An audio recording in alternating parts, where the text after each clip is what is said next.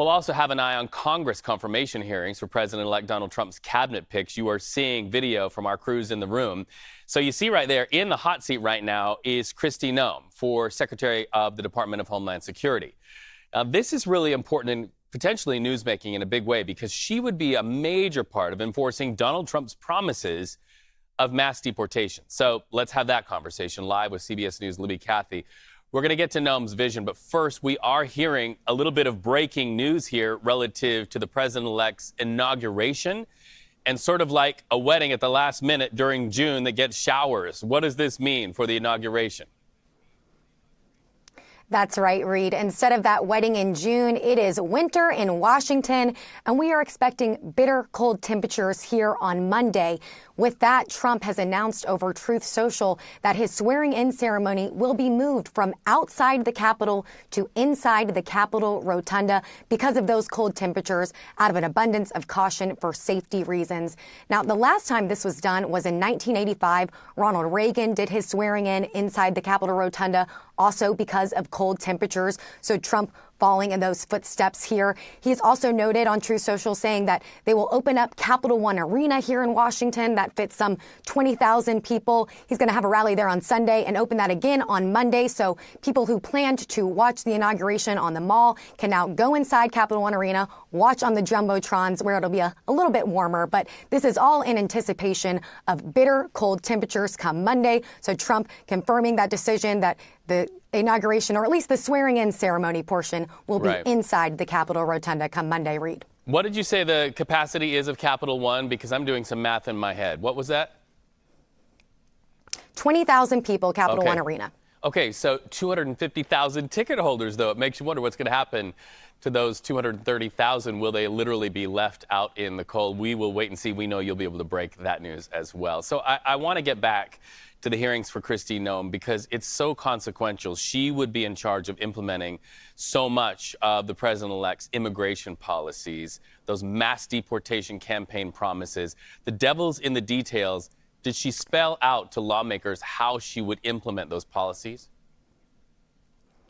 You know, Kristi Noem keeping it really basic today, just trying to say that she's going to do what Trump directs her to, repeating that Trump has a mandate, she says, from the American people. When she was asked about those immigration policies, those mass deportations, closing the southern border, trying to stop the flow of fentanyl, and really, she was asked, who's going to be doing this? Will it be you, Kristi Noem, as Homeland Security Secretary, or Tom Homan, who Trump has appointed his border czar, who is being tasked with these mass deportations and will not require Senate confirmation? Kristi Noem saying that really it will be the president making those decisions. Also facing questions about how the Department of Homeland Security doesn't just do the border. It is a sprawling agency, which is also in charge of federal disaster response.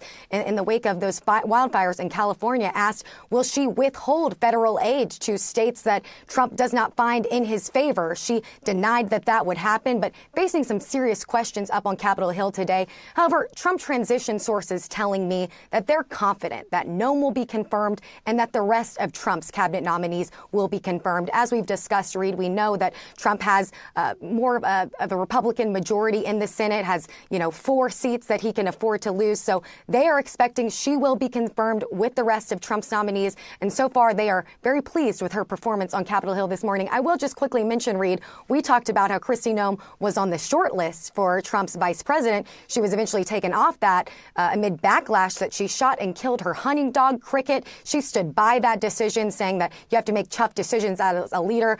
Lots of Americans not liking that, but Trump ended up selecting J.D. Vance as his vice president and still elevating Kristi Noem with his Homeland Security Secretary nomination, Reed. Elevating her into arguably, which will be a huge, huge role of power to implement those immigration policies. She was also grilled, and I want to ask you about this, about whether she would support Donald Trump mobilizing troops into states without first consulting the leaders of those states, the governors of those states. We want to get your reaction, but first, for our viewers at home, this is that moment. Listen.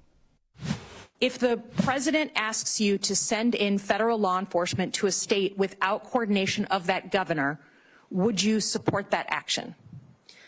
Senator, the my job, if nominated and sworn in as Secretary of Homeland Security, is to uphold the Constitution and to uphold the rules of this country. Yes, that will be the oath and the pledge that I will be making. And my goal also is to work with you to ensure that we have situations that are always appropriate, that we are well defined. I just need to know, you're a former governor. You can imagine that if Joe Biden sent in 700 federal law enforcement under Secretary Mayorkas without coordinating with you, I think we can agree you'd be a little upset. So I just ask that you give the same respect for coordination, and that we are very sensitive. People are worried about politicizing of law enforcement and the uniformed military. That's a bad thing. I hope we can agree.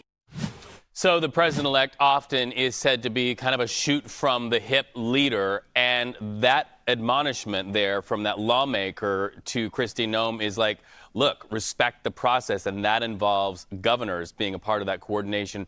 What does that mean for a president who is one who likes to push the button and get things done, and he doesn't speak any other language but now?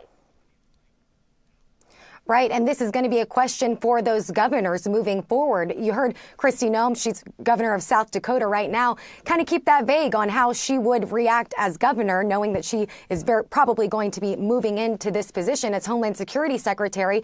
But overall, I mean, you heard it there. She's deflecting, but also keeping it open, knowing that Trump is probably at home also watching these hearings.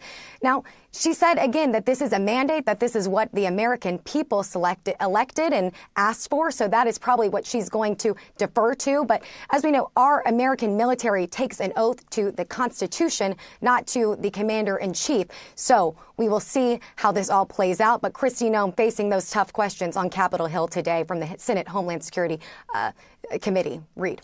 All right, so let's go on a trip. You're talking Capitol Hill, but how about we just get out of the cold weather of Washington and at least mentally go to Mar-a-Lago, where it's a lot warmer. There's a newsmaking item there. Embattled New York Mayor Eric Adams met with the president-elect today at Mar-a-Lago. Tell us about that. That's right. Mayor Eric Adams, who is under federal charges for bribery, meeting with Trump at Mar-a-Lago today, joining the long list of politicians and private leaders making that trek to what Trump calls the Winter White House. Now, Adams' spokesperson telling us in a statement that they plan to discuss New Yorkers' priorities. We know that Trump was born in New York. That is his home state, although Florida is his adopted home state. So the two talking about that. And of course, Trump has also rebuffed the indictments against Eric Adams, comparing those to the former indictments against himself, deeming it all a witch hunt. Now, there could be the possibility that down the road, Mayor Eric Adams might want a pardon. So we'll see as those two get closer. I also think it's worth noting that Mayor Eric Adams has flirted with leaving the Democratic Party in recent weeks, but he is joining the list of politicians and private leaders meeting with Trump at Mar-a-Lago today, Reed. Libby, I have to tell you, you nailed the meaning of something my grandma used to say. Born in 1919, it holds true today. Sharp as a tack. Thank you so much for your live reporting from Washington, D.C. Very sharp.